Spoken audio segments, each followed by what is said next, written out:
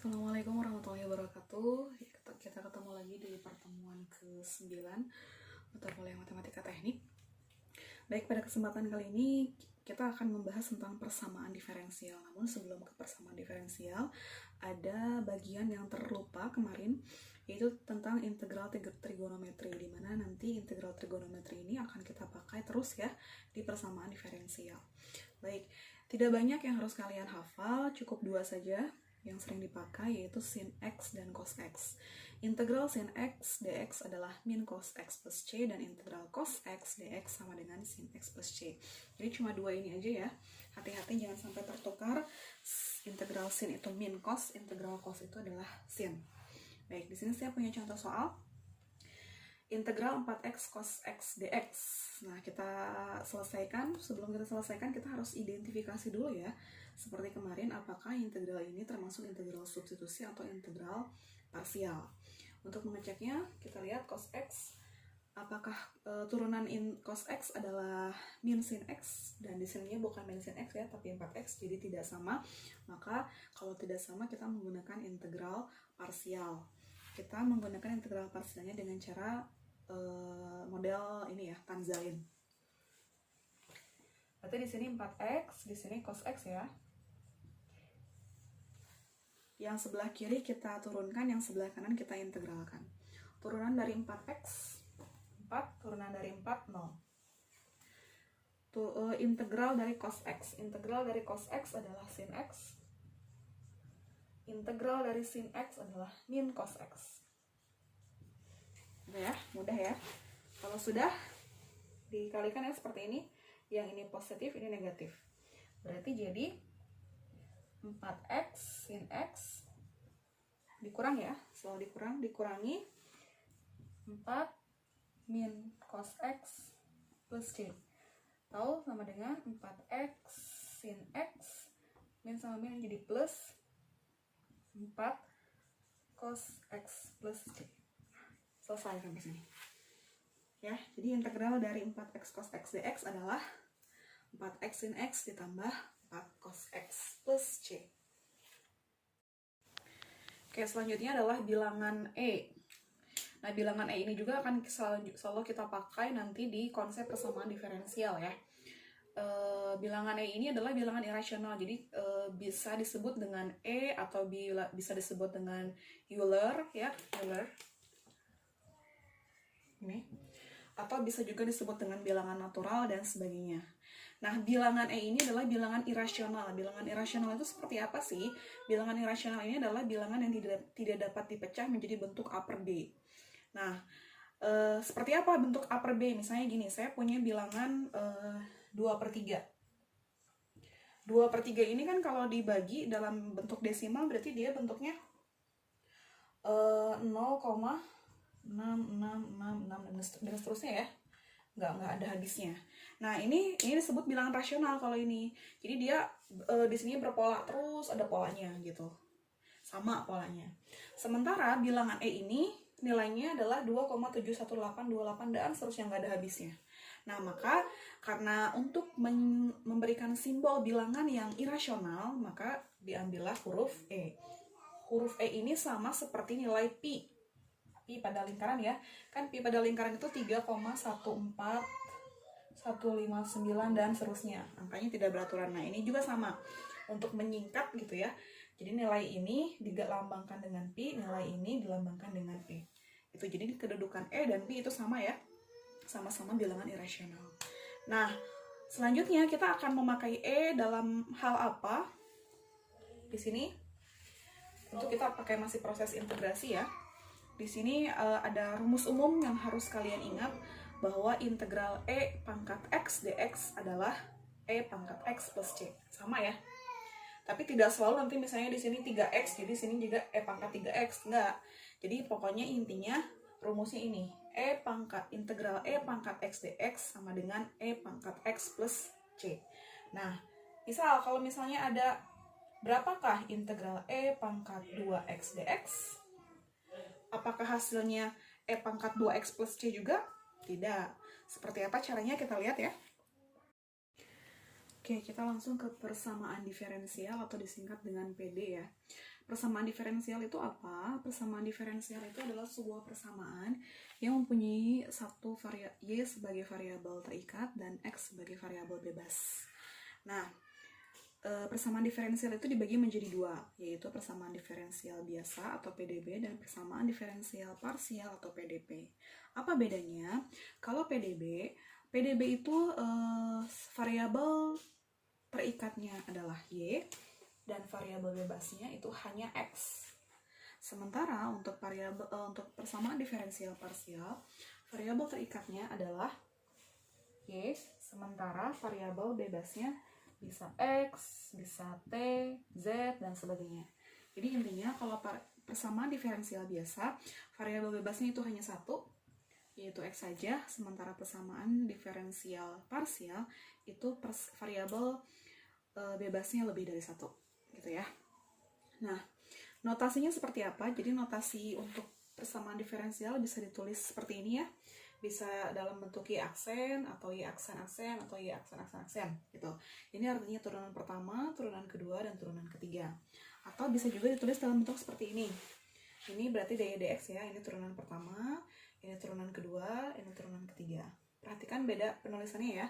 D pangkat 2y per dx pangkat 2. Ini untuk turunan kedua. D pangkat 3y per dx pangkat 3 ini untuk turunan ketiga. Gitu. Nah, kemudian dalam persamaan diferensial ada yang disebut dengan orde dan derajat. Orde itu adalah turunan tertinggi pada persamaan diferensial. Sementara derajat adalah pangkat dari turunan tertinggi pada persamaan diferensial. Nah, contohnya seperti apa? Seperti ini. Oke, soalnya tentukan jenis, orde, dan derajat pada persamaan diferensial berikut. Yang pertama ada D pangkat 3y per dx pangkat 3 min 3 dy per dx pangkat 4 sama dengan 5x. Kita tentukan dulu jenisnya. Di sini hanya ada variabel y dan x, di mana x adalah variabel bebasnya ya, hanya satu, berarti dia termasuk persamaan diferensial biasa ya. PDB. Orde adalah turunan tertinggi. Kita lihat turunan tertingginya, ini turunan ketiga, ini turunan pertama. Ya, berarti kita ambil turunan ketiga, berarti ordenya orde 3. Derajat adalah pangkat dari turunan tertinggi. Tadi turunan tertingginya adalah 3 kan? Pangkatnya berapa? Pangkatnya 1. Karena tidak ditulis berarti 1. Seperti itu, mudah ya. Jadi yang pertama, jenisnya PDB, orde 3, derajat 1. Yang kedua, kita tentukan apakah dia PDB atau PDP. Ada y dan x saja, berarti dia PDB ya. Ordenya, turunan tertingginya di sini ada y aksen-aksen, ini y saja. Berarti y aksen-aksen berarti dia orde 2 ya, turunan kedua. Sementara derajatnya pangkat dari turunan tertinggi. Turunan tertingginya kan 2, pangkatnya tidak ada, berarti 1. Derajat 1. Gitu. Kemudian yang ketiga, dy per dt min 4 kali dy per dx pangkat 3 2x. Nah, di sini ada variabel y, x, dan t. Dia lebih dari satu variabel bebasnya, yaitu x dan t, maka dia disebut dengan PDP, persamaan diferensial parsial. Ordenya, turunan tertingginya, ini sama-sama turunan pertama ya, berarti ordenya orde 1. Derajatnya kita ambil derajat yang paling tinggi, berarti derajat 3. Gitu. Oke, sampai sini mudah-mudahan bisa dipahami. Oke, kita langsung ke penyelesaian persamaan diferensial, yaitu PDB orde 1 ya, persamaan diferensial biasa orde 1. Bentuk umumnya dy per dx sama dengan fxy, atau bisa mxy dy ditambah nxy dx sama dengan 0. Jadi bentuk umumnya seperti ini. Tahu ya. Nah, penyelesaiannya bisa dengan dua cara, yaitu dengan integrasi langsung dan pemisahan variabel. Integrasi langsung itu langsung mengintegrasikan antara ruas kiri dan ruas kanan. Sementara pemisahan variabel kita harus memisahkan dulu mana yang y, mana yang x. Nah, kita ke integrasi langsung dulu.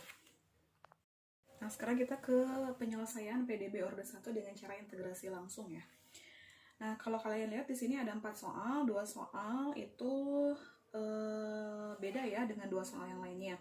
Kalau yang atas ini nanti merupakan solusi umum hasilnya. Kalau yang 2 ini ada syarat ya, ada Y0 syarat, berarti dia nanti hasilnya akan merupakan solusi khusus gitu. Nah, kita langsung aja ke nomor 1. dy per dx sama dengan 3x kuadrat min 6x plus 5 dengan cara integrasi langsung. Artinya gampang ya, kita mengintegrasikan ruas kiri dan ruas kanan.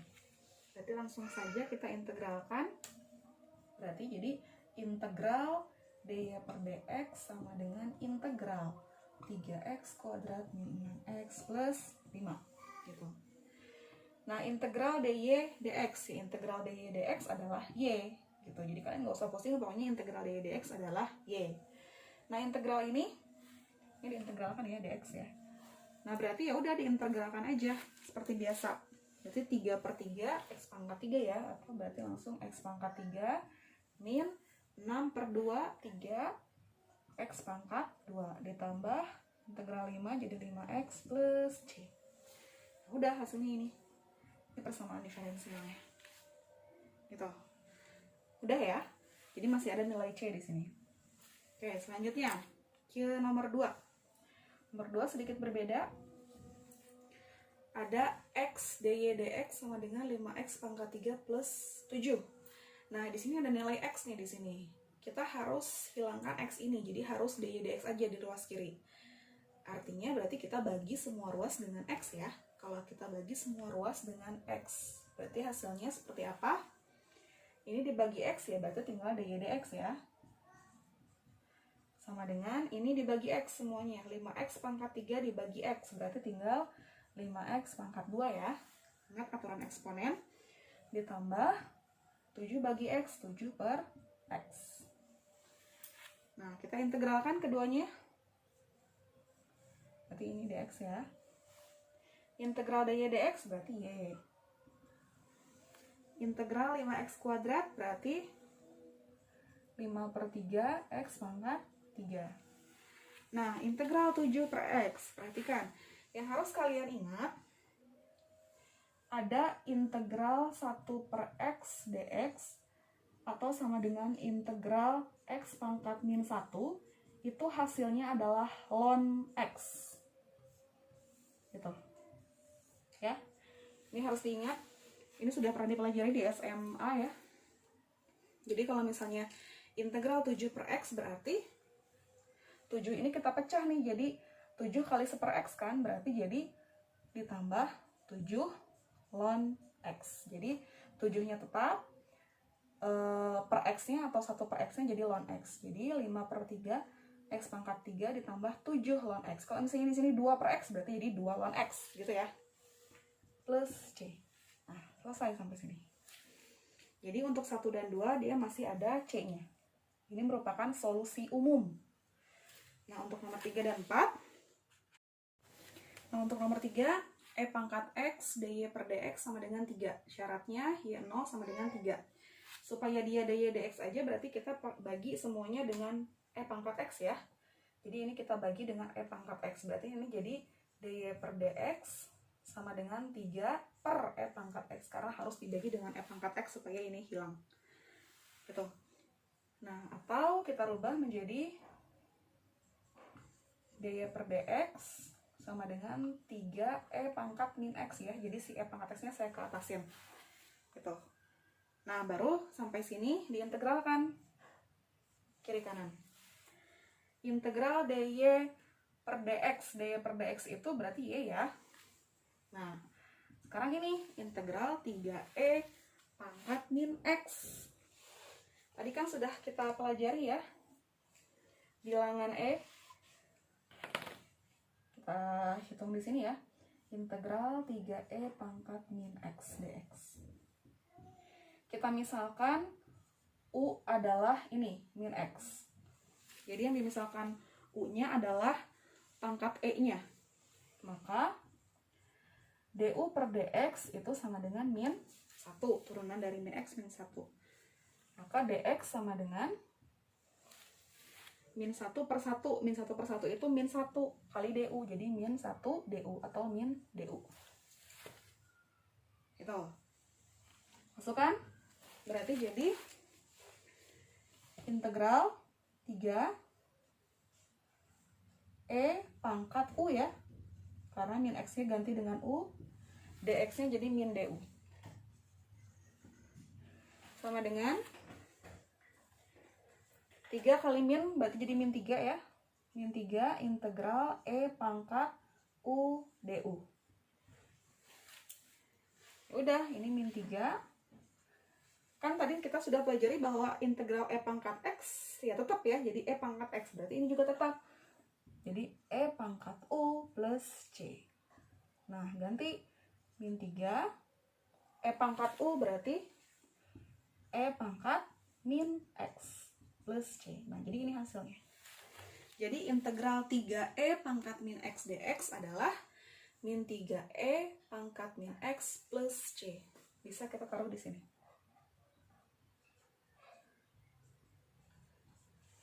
Nah, gitu. Ini solusi umum ya. Sekarang kita ke solusi khusus. Y0 sama dengan 3 ini artinya Y0 sama dengan 3 itu artinya X-nya 0, Y-nya 3. Gitu. Masukkan ke sini. Saya tulis lagi Y sama dengan min 3 plus C. Y-nya 3 ya. Min 3 E pangkat min X berarti min 0 plus C. 3 sama dengan min 3 E pangkat min 0 itu 1. Karena berapapun pangkat 0 itu 1 ya. Kali 1 plus C. Berarti 3 sama dengan min 3 plus C. Berarti C-nya berapa? 6 ya. Dari 3 tambah 3, 6. Jadi C-nya 6. Nah, baru dimasukin lagi ke sini. Berarti persamaan barunya adalah Y sama dengan min 3E pangkat min X plus C-nya diganti dengan 6. Jadi ini hasilnya. Jadi sudah tidak ada nilai C karena dia ada solusi khususnya. Plus 6. Gitu ya. Oke, untuk nomor 4, dy per dx sama dengan x cos x. Syarat khususnya y 0 sama dengan 2. Kita integralkan langsung ya, kiri kanan langsung aja.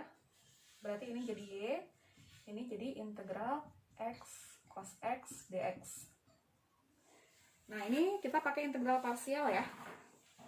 Di sini x, di sini cos x. Di sini kita turunkan, di sini integralkan. Turunan x 1, turunan 1 0. Kemudian integral cos sin x, integral sin x min cos x. Gitu ya. Nah, berarti hasilnya x sin x dikurang min cos x plus c. Berarti hasilnya x sin x ditambah cos x plus c. Baru kita masukkan ke sini. Y sama dengan x sin x ditambah cos x plus c. Kemudian kita masukkan syaratnya. Y 0 sama dengan 2. Artinya x-nya 0, y-nya 2. Gitu ya. Berarti langsung masukin ke sini.